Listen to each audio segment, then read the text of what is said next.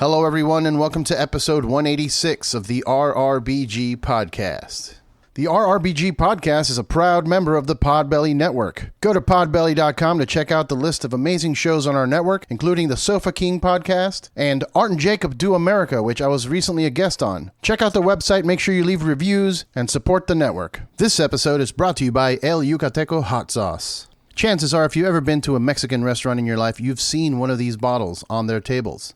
Either the red or the green chile verde sauce. Their salsa picante is a staple. It goes great with tacos and quesadillas, but also other food, like burgers and chicken wings. Hell, if you go to their website, you can actually see a video from their YouTube channel on how to make a fantastic Bloody Mary mix using the sauce. They've been doing this for over 50 years, and like I said, it is a staple. So go ahead and check out shopelucateco.com and use the promo code RRBG to get 10% off. This episode is also brought to you by our friends at Killcliff, my personal favorite CBD recovery drink in the market today.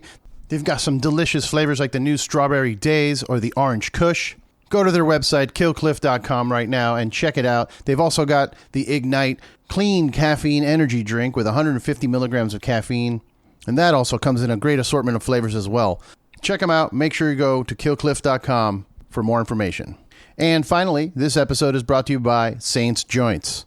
They make premier, top-shelf, pre-rolled joints in these incredible artistic packages. You can go to their website, saintsjoints.com, right now to check them out. They're my favorite to bring out to parties or when I go to the comedy store to hang out. Everybody is always blown away by the artwork and the quality of the joints themselves. They also have pure CBD pre-rolls as well if you're not into the THC and just want to take part in some of the healing properties of the plant. We recently collaborated with Saints Joints and created a special playlist featuring music from some of the past guests on the show.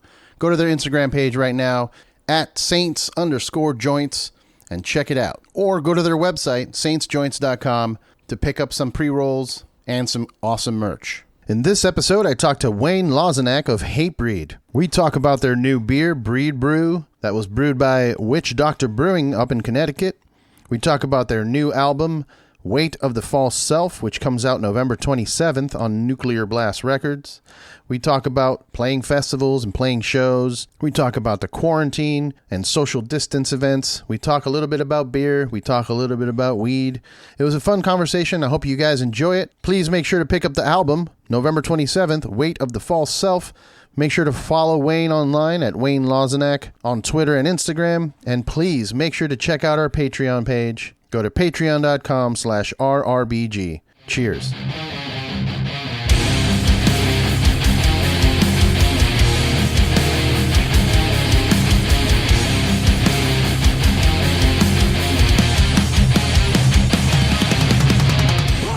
Wayne, how are you, brother? I'm good. How are you doing? Good, good. I'm digging the Kill Switch shirt. I dig it. Oh, yeah. There you go.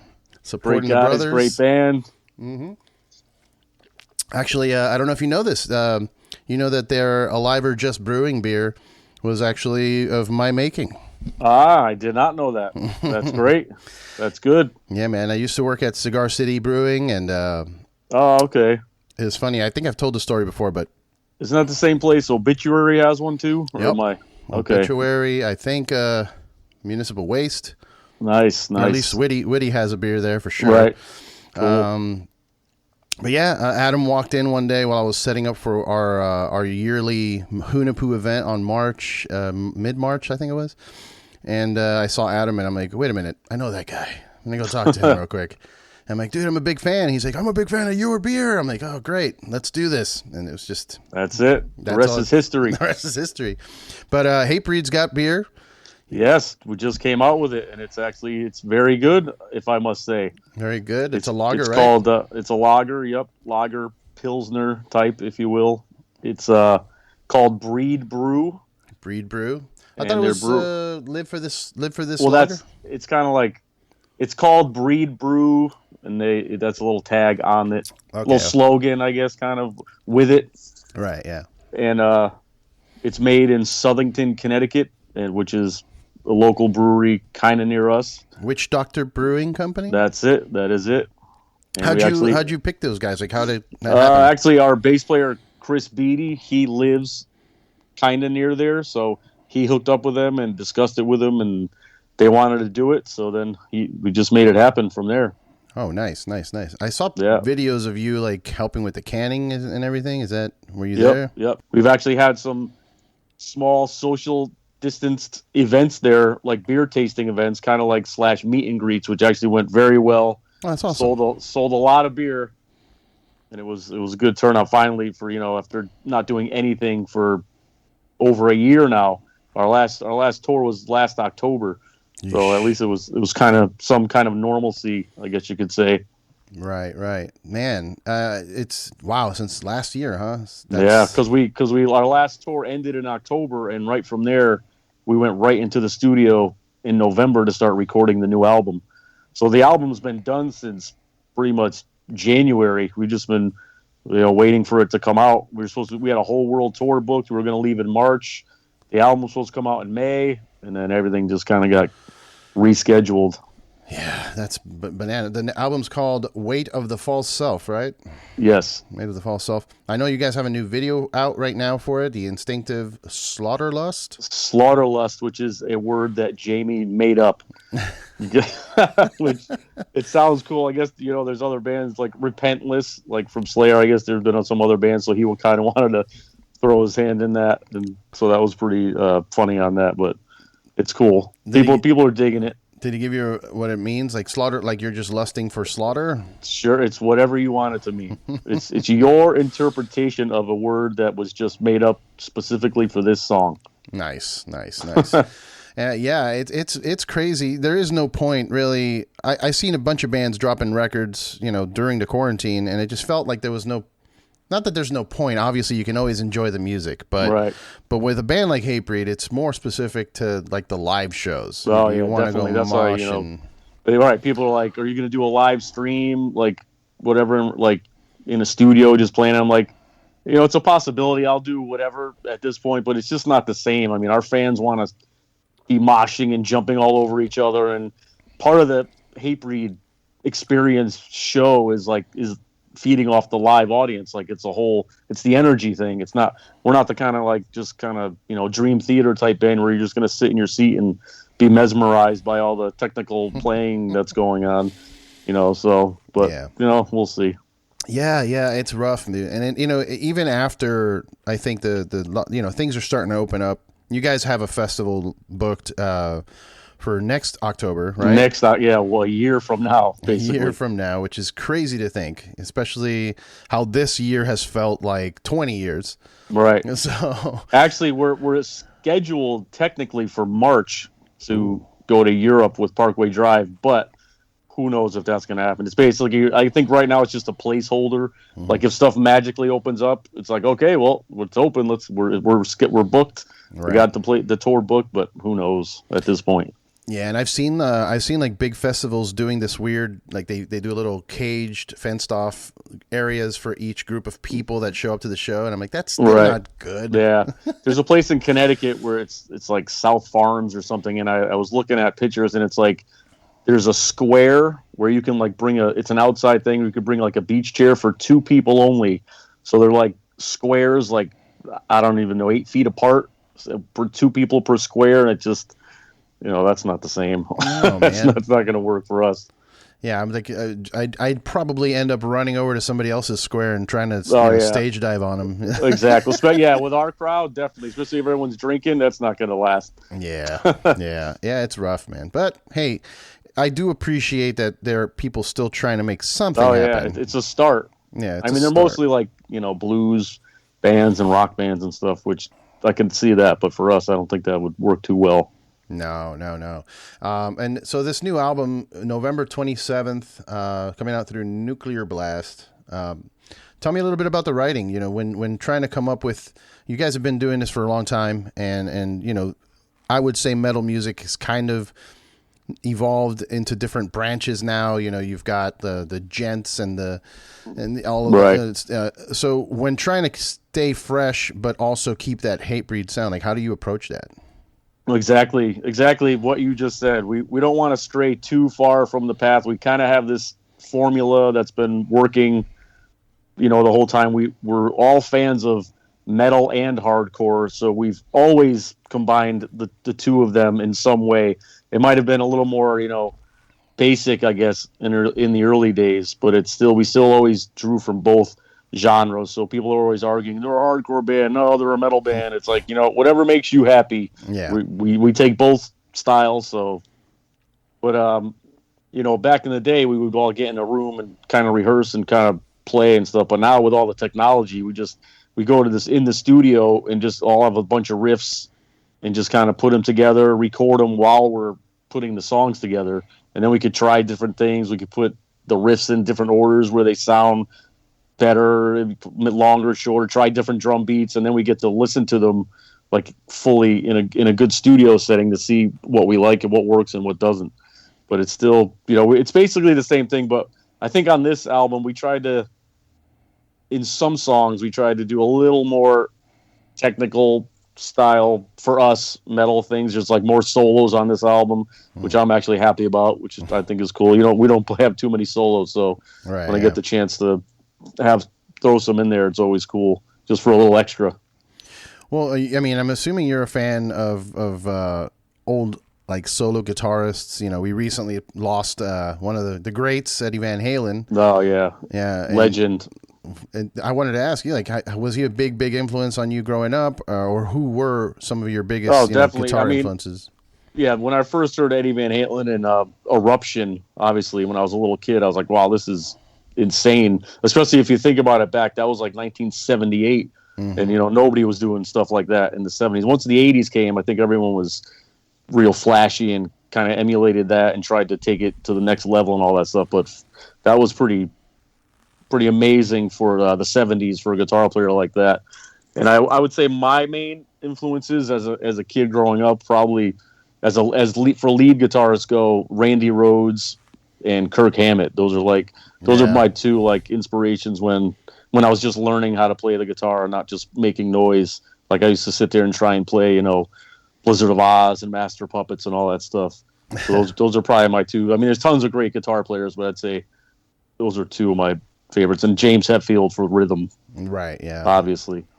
Yeah, I mean, me too. I would give the credit to Kurt Hammett and Randy Rhoads for me buying a guitar in the first place. Like, there you go. Yeah, I would hear those solos in the Metallica songs. I'm just like, man, can I play like that? And I bought a guitar, and I realized that I can't play like that. So it's not that easy. A lot of people are like, I don't know what this new thing is with like, oh, Kirk Hammett sucks, and all. It's like, what are you talking about? You go listen to those, especially those old albums, like some of those solos were their own songs, like the melodies and everything, and then the fast stuff incorporated in between all that. It's like you don't have to play like a million miles an hour and sound like a video game to be a good guitar player. Like some of these. But I don't know. To me, I think the solos he wrote were great. Yeah, I keep hearing a lot of shit from people like, oh, he abuses the wah pedal. It's like, whatever, man. It sounds cool. When I was a kid, I mean, and some of those, like, you go revisit some of those old Metallica songs, and without those songs, we wouldn't have a Mastodon. Oh, yeah. You know what I mean? We wouldn't have these newer bands. Like they and he crush. There's other bands I can think of that use the wah a little more. I won't name any, but I mean. He's whatever. If he throws it in there, who cares? It's cool. It's something different. I'm a fan of noise, and as long as it sounds good, like sounds and noise. I like when people experiment with pedals. Obviously, if it becomes like to the point where it doesn't even sound like a guitar, then it's a little too far. Yeah. But even then, I'll still open. I'm still open to listening to it. Like minus the Bear, for example. Those dudes, their guitar does not sound like a guitar. Yeah. Sounds like a keyboard. Speaking of the wah, I actually use the wah pedal on When the Blade Drops on that solo. So not many wah parts in Hatebreed, but I had to add one in there. And that song came out not too long ago, right? That came out Valentine's Day. It's actually just a standalone single just for streaming, which I guess that's a new thing that people are doing now, which I didn't even know about. They're like, well, everyone streams something anyway. So, I would like to have a physical copy of it, even if it's a single bonus with bonus tracks. But I don't know. I guess it's the new day and age. So that won't be on the record. That song? No, it's not on the. It was done during the same recording sessions, but it's not on the record. I guess it's kind of like if you want to look at the old days of the 45s, you know, the single, like the one single that. But which is fine. It's a physical copy though. This is like, even if we did that, it'd be like a CD single with different artwork, and you know, it's just streaming though, just digital. Like there's no way to actually have a CD or a 45 would 7-inch, whatever. That'd be cool. Yeah. Cassette. Anything. Well, even maybe doing which magazine is it? Is it Decibel that does like the flexi Oh vinyls? yeah. That would be kind of cool to drop it that way at least, to have something physical for it. But I think it's already, it's just out there, and that's it. So you're more of a fan of having a physical thing in your hand, right? Like you're not.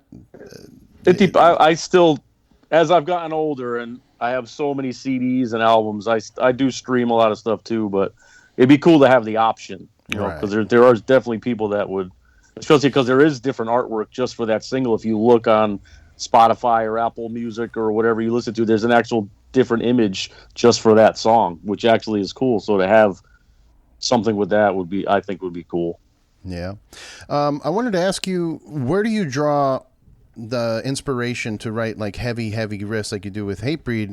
Because I've noticed as I get older, I'm a little more pacified, you know what I mean? Like when I was in my teen years or my early 20s, Hatebreed and Pantera and all that, like that aggression was there because I had all that weird teenage angst, and I had all that anger of growing up and stress and all that stuff. But as I've gotten older, I'm not as intense, I guess. So my question to you is, where are you drawing inspiration to write? I think it's just, we're just a fan of that type of music, and once we get, like, we might listen to softer stuff after the show's over or on our days off, but we know when we're playing, we get together, it's just natural for the band's sound. Actually, Jamie and Chris are the main songwriters of the band too, so we kind of all get together and put it all together with our ideas, but they're actually the main songwriters of the band. Jamie writes all the lyrics, and then but it's just natural for us. We know we want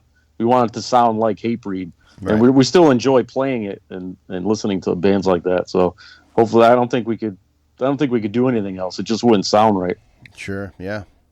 It's funny. I talked to Adam from Killswitch about, you know, what he listens to when he's not on stage, and he doesn't like listening to a lot of metal off stage because that's what he does.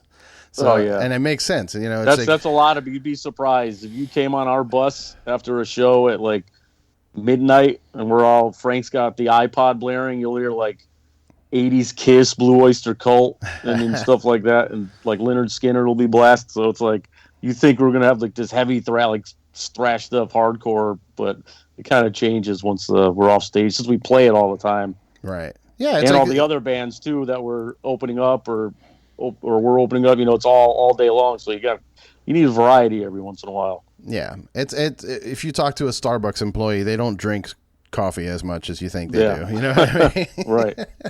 Makes sense to me. But I wanted to go back a little bit to the beer again, and Breedbrew. How are you a big like craft beer guy? Are you a beer geek? I'm actually not. I'm a Coors Light kind of guy. Okay. I'm pretty basic. So that's why I was happy. This one it's like a lighter of those kind of, you know, lagers. I'd say it's you know, it's heavier than Coors Light, but it's still light enough to where you can drink. It's not like a sipping beer. So, you know, I like to just chug them and get drunk. So sure. That's just my thing. Yeah, Frank's the same way. I had him on the show, and we were talking about that, how, you know, he's got the drinking league out in Orlando. Do you partake in that at all? I haven't been. I've been to Florida Disney World with him and done it, but not the actual team that he has going on. But yeah, he does like the drinking around the world, where they go to Epcot, and every country, they have at least one beer or one drink, and they start wherever it starts, and by the time they end up, I think maybe I don't know if it's England is the last one in the pub or whatever, and then they're all pretty wasted. I've heard the stories though. Nah. So you just drink when you're on stage? Do you drink, or is it something that you reserve for after? No, I usually do after. Okay. Yeah. I mean, I used Frank is one of the only ones that usually will drink during the show. Yeah. Edie sometimes, but I'm just like, let me get the show done. I don't want to mess up. That's all I need. You don't want to be sloppy during a solo, definitely not. Do you also like, now that a lot of states this year with the elections have legalized marijuana? Do you partake in that as well? I actually don't. I don't really like it. I've tried it. I don't know what I have tons of friends who love it. I have some that smoke every day, all day. Some of our crew guys, they're smoking all day long. It's like, man, I don't know how you guys do it. I don't know if it affects me different, but it either puts me to sleep or it makes me like freak out, and I'm just like, my brain isn't going to stop. I'm just like, no, that's how it treats everybody. That's how it treats weird. Everybody reacts that way. It's just a matter of people getting accustomed to or used to that feeling of paranoia and anxiety. Yeah, I'm not. And every once in a while I'll be like, all right, let me try it again, and I'm like, nope. Yeah, it's weird. I get panicky depending on the type, I guess, the type of weed that is given to me. Some of it makes me sleepy. Like I've looked into it a litlittle bit, and there are different strains, and some of it makes you sleepy, and some of it makes you mentally more active. Yeah, and stuff. There's all different types now. Yeah, because I think one of the last times we got like cookies. Oh no! So I ate like half a cookie. I'm like, I don't know, I don't feel anything. They're like, well, usually it takes like an hour to kick in or something. And I'm like, well, should I eat the rest of it? And I think I was with Matt or somebody, and he was like, yeah, why not? So I ate the rest of it. I ate the whole cookie, and I'm like, nothing's happening, man. Nothing's going on. And then there were like peanuts with it too. We had all, so I ate a couple of those, and all of a sudden it was like an hour to the minute that I took it. It just everything just started spinning. I was like, oh man, yeah. And it was like for hours. I thought I wasn't going to stop, and I was never going to get back to normal. I was like. That's the problem with edibles. I prefer to smoke over edibles because when you eat it like that, there's really there's no way of knowing how much is in it, especially if you're getting it from like a friend who made it at home or something. If you're not getting it from a store, I think this was like medical or something, like in Canada or something. It was from some place that I remember. I was like, all right, well, why not? Let's try it out. Yeah, I can't. I don't do a lot of the edibles unless it's like prepackaged and it tells you exactly how much is in it. Then I'm like, all right, I can. I wouldn't even know. I'd be like, is that a lot? Yeah, I made a mistake. I went to Denver to the Red Rocks, and I went to see, I think it was Opeth and Gojira and Devin Townsend, and I just went to the store and I'm like, let me just get some stuff for the show and, let's have fun. And I just started eating stuff and not really paying attention to what I was eating. And then I look at the wrapper and I'm like, oh no, is 150 milligrams too much? Yeah. I will say I'm glad it's becoming legal though, because to me it doesn't make sense how alcohol is legal but weed isn't, because even though I drink and don't smoke, I still think alcohol is like way more dangerous of the effects and what people end up doing when they're drunk, and it's like, it doesn't make sense. Yeah. And then all these states could be taxing it and making money because people are selling it in the streets. You could take those people off the streets, sell it, make money. It makes sense to me. I don't understand how people could not want that legal. Yeah, and it would actually, I think, and this, maybe I'm being stupid saying this, but I think it would curb, whatever. It would curb the use of it a little bit, because once it becomes legal, it kind of loses that mystique that people see in it. And exactly. I don't know anyone who doesn't smoke purely because it's illegal. Right. I've never heard anyone say, "Oh, I don't smoke that; it's illegal." You either smoke it or you don't. Yeah. I think it would help people be like, maybe I don't need to smoke because I could get it later. Exactly. Before, when it wasn't available, you're like, well, I guess, let me get some now because who knows? And it's like, right. Or maybe it would be really big at first just because of the whole new thing. But then once it got to just be a normal thing, it would just be like, oh, nothing. Now my parents are doing it. I don't want to do it. Yeah, exactly. Yeah, I just read that Oregon legalized all drugs. Wow. Like, for personal use. So apparently you can carry cocaine and heroin on you. All right, there you go. Party town, Oregon. What's going on over there? Yeah. Yeah, it's I'm all for people smoking and everything, but there's certain drugs that you shouldn't really be walking around with heroin. That's kind of that's deadly. Like, You don't want that. That's a lot, man. That's a lot. But yeah, I agree with you with the beer, man, because alcohol can make people act differently too. Like it can make you aggressive. Yeah. I know some happy drunks, but I also know some very angry drunks. Oh yeah, so. I know them all. Especially touring, we see it all. Yeah, man. So once this whole thing opens up and you get to go back on the road, what are some of the major cities you want to hit? Like where are you looking forward to going? Oh, anything at this point. I just want to play. I don't even care if it's a local bar. I just want to play music. But everywhere is great. Yeah. Detroit's always good. Montreal's great. Connecticut is like, even because we're from Connecticut, those shows are insane. Our last show there, we did the 25th anniversary show with the Cro-Mags Obituary, and it was like 2,000 people at our headlining show. So that was great. But the festivals in Europe are really good. I don't know if you've ever been to one of those, but they're better than any festival in the U.S. has ever had. Yeah, usually the lineups are insane. Oh yeah! Every time I see one of those flyers, I'm like, damn it, I want to go. Hellfest in France, and Wacken in Germany, and Download in England, and Grass Pop in Belgium. They're huge. Yeah. I'm excited to see them come back. I know that, like you said, in March. Which one is it? Do you know which one? This is Parkway Drive. This is March was supposed to be a tour, but yeah, next October is Aftershock in Sacramento, California. So we haven't played that one.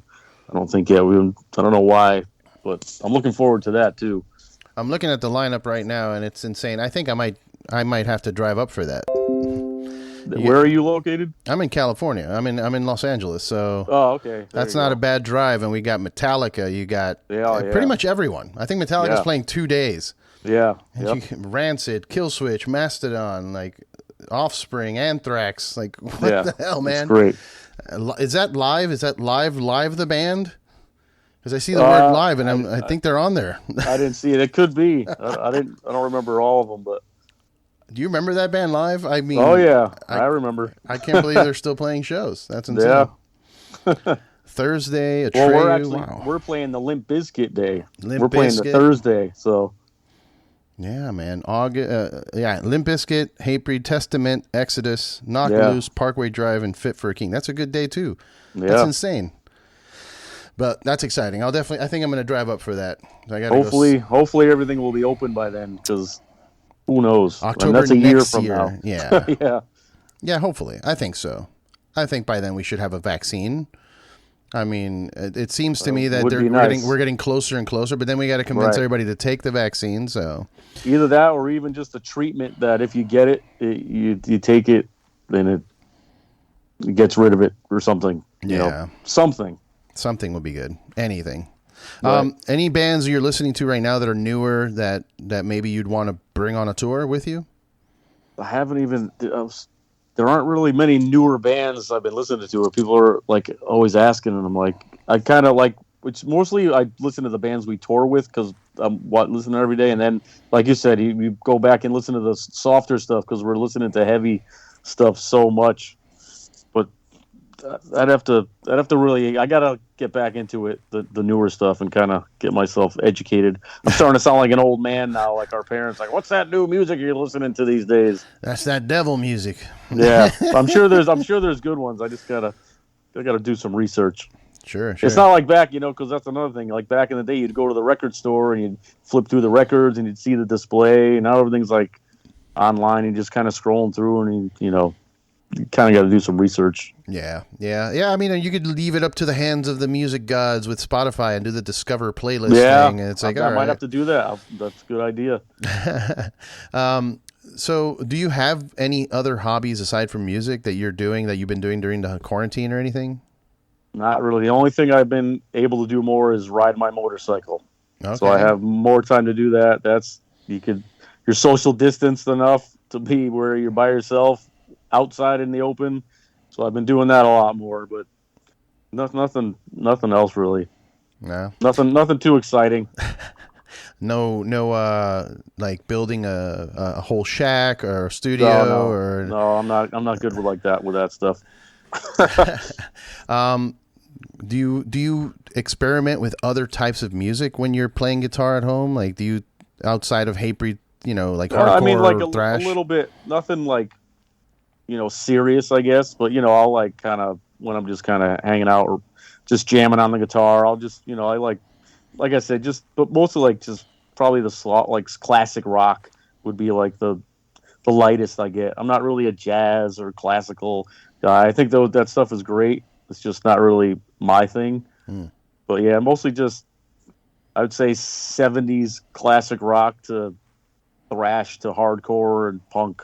You're not starting a new synthwave project? No, not doing that. Playing with electronics on your phone? No, not doing that. That's another thing with us. We don't have any tracks or anything live like all these other bands have these tracks. Like, we wouldn't even know how to do that. Like, we just play. We plug in and just play. Everything's live. None of us even have in-ear monitors. We're like cavemen just playing like, Play it louder. Just playing how we play, blasting out everyone's ears. Well, that's good, man. That's what adds that element of rawness to your shows. It makes me, I appreciate that, because when there is tracks and I'm watching a show and I see a band just standing there and there's music coming out of the speakers. Yeah. It's kind of upsetting. like it's fine if you have some keyboards or a big orchestra thing. Obviously, you're not going to bring an orchestra on you. But when people have like other guitars and all that stuff, it's like, I don't know. The one that hurts me the most is vocals. When I hear like harmonies, yeah. Like, get one of your bandmates to learn it. Like, what are you doing? And I get that. I'm sure I'm friends with some bands that do that, so I'm not trying to talk about you guys. But sure, yes. Just my opinion. I'd rather see it if it could be done. Right. Yeah. I feel that's the same way. Like, hey, do your thing. But however, as a consumer, I appreciate more when I see that everything that I'm hearing is actually being performed. You know what I mean? I mean, there was some band, I'm not going to name names, and they're cool guys and everything. There was one band on Warped Tour where there was a full band playing, but none of them were playing live. It was all tracks, and it was just the singer singing. And I'm looking, and they didn't even have the drums mic'd. Like, literally, weren't even making it look like. I'm like, you don't have a mic on the drums. I'm like, okay, but I was talking to the singers, like, yeah, man, what are you gonna do? Yep, no, he didn't care either. I'm like, it was kind of like but they were kind of like a synthy kind of. I don't even know what kind of music you call it, but synthy metal. Something like synth rock. Synth rock. I mean, yeah, I get it. I mean, so I could see it was entertaining. I'll say that but it's just weird when you have a full. Like, why even bother having the band have like dancers or something more? On stage. I don't know. You got some fire dancers and stuff. A video screen, laser lights. Yeah, if you're gonna do that, at least have a ridiculous production. Yeah, you know what I mean. That I can kind of excuse it, like you do with the Super Bowl, where they're obviously lip singing, but look at this crazy visual that you're seeing. That's the Super Bowl, like the Red Hot Chili Peppers. Their guitars weren't even plugged in at the Super Bowl. They're like, well, we're obviously not really playing, so yeah. I mean, I wonder sometimes if they do that on purpose. Like, I think so. I think because they're obviously a real band that plays live. So I think some people that don't really like it, they're like, whatever, we'll do it, but we're not gonna pretend. That, like, we're not playing here, so deal with it. Yeah, we're here to entertain you. I did that once, man. I got paid to do fake keyboards in a Spanish rock band. Wow. My buddy called me up and said, "Hey, you want to make $175 real quick?" I'm like, "Sure. What am I doing?" Hey, man, I might do that too. Why not? You don't have to worry about messing up. Do whatever. Yeah, I was like, man, I hope I don't have to, blow somebody. Like, what are we doing? And he's like, yeah, just come to this thing at like 7 a.m, which was ridiculous. And it was a TV studio, and they had this like Latin rock star lady that wanted to do a show. And I'm standing behind the keyboard. It's not plugged in at all.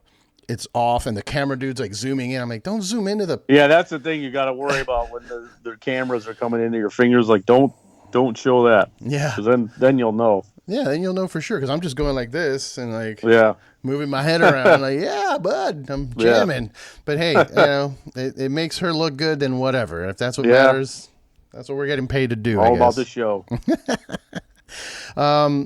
Well, I wanted to ask you if you had any good stories of hanging out with, like I saw you posted on your Instagram, hanging out with Armand of Sick of It All, and oh yeah, I know you know Witty and all of them. Like, are there any stories at beer stories? That was just great for him to even come up to our beer event. That was our it was almost like, oh, that's because he came from New York, somewhere in New York. So and like Southington's way at the top of towards the top of Connecticut. So for him just to come and hang out and try our beer, but there's nothing too crazy I guess I could talk about. But we all have a good time when we're drinking. Usually once the good stuff happens, we're all forget the next day anyway. So I'd have to ask someone else. That's when you know you've had a good time, when you can't remember it at all. I let people tell me how good of a time I had. Yeah, I tried to become more of a professional in that sense, where like I want to keep up with everyone in the drinking, but I also want to kind of remember that I had a good time. Yeah, but I always say that when I start, and then by the end, it's like, well, I'm only gonna have a couple, and hours later, still going. That's when you appreciate the few people that that do like Instagram posts and take pictures of the situation. Or sometimes you don't want that. Well, yeah. I've also found out. Well, shit, man. Well, I appreciate your time, dude. I wanted to thank you for taking some time to even talk to me. I know that you probably got a bunch of interviews coming up with the new album. Yeah, it's cool. Yeah, I'm definitely doing a lot of. I think this is the most interviews I've done for any album for some reason. Maybe that's because nothing else is going on. There's nothing else to do. Might as well do interviews. But yeah, Weight of the False Self dropping November 27th. Nuclear Blast Records. Make sure you pick that up. And pre-orders available right now on martyrstore.net. There you go. And there's tons of merch. There's new merch T-shirts. There's the vinyl. There's CDs. I think we even have some glasses, Hatebreed glasses available. So go on there, martyrstore.net.